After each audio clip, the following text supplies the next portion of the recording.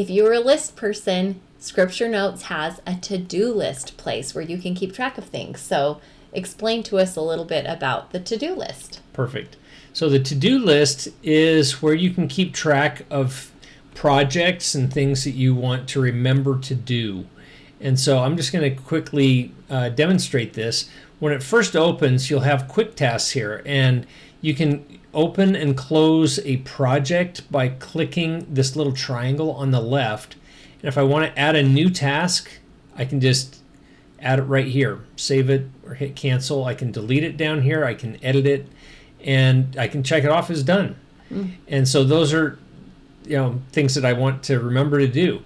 Well, and it could even be things that you're like, oh, I want to study about that, but you're in the middle of studying something else. You could list it there as something you're going to study next. Exactly. You may say like, oh, covenants. Like I want to study, I want to do a search for covenant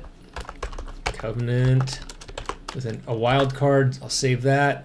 I also want to go to the topical guide on covenants.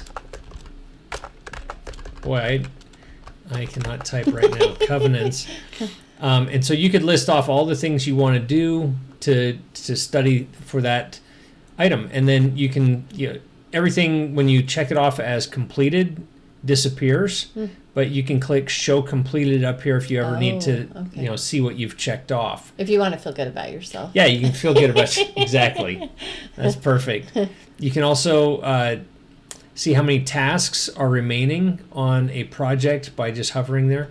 You can use this for anything, really. It's create a project and give it a title here like new project, and there it is. And then you just expand that and add tasks. And so it's just a way to manage what you're studying. Perfect. And that's to-do lists. There we go.